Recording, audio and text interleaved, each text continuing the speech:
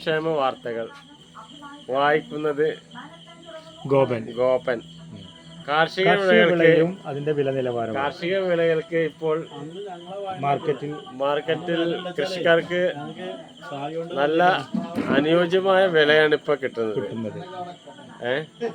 തേങ്ങക്ക് തേങ്ങ വില, കുരുമുളക് വില, അടക്ക വില, കപ്പ വില. ഇപ്പൊ ഒരാഴ്ചയായിട്ട് ചെറിയ ഒരു കമ്മിയുള്ളത് എന്തിനാണ്? പൈസ സംസാരിക്കും. വാഴക്ക, നേന്ത്രവാഴക്കൊക്കെ വില കമ്മിയാണെന്ന പൈസയുടെ അഭിപ്രായം അല്ലേ?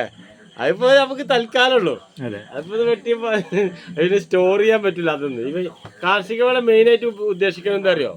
കാർഷിക വിളയിൽ നമ്മള് റബ്ബർ, കുരുമുളക്, അടക്ക, അതായത് സ്റ്റോർ ചെയ്യാം, സ്റ്റോക്ക് ചെയ്യാൻ പറ്റുന്ന സാധനങ്ങളാണ്. മറ്റേ പച്ചക്കറി കാർഷിക വിള റബ്ബർ സ്റ്റോക്ക് ചെയ്യാം, അടക്ക സ്റ്റോക്ക് ചെയ്യാം, കുരുമുളക് സ്റ്റോക്ക് ചെയ്യാം, തേങ്ങ സ്റ്റോക്ക് ചെയ്യാം.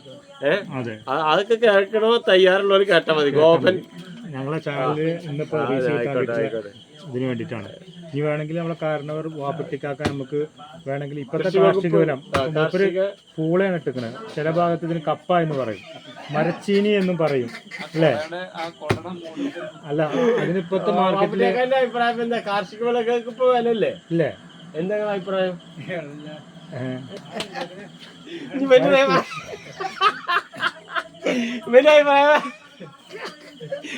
നേരെ എടുത്ത് വിട്ടോ.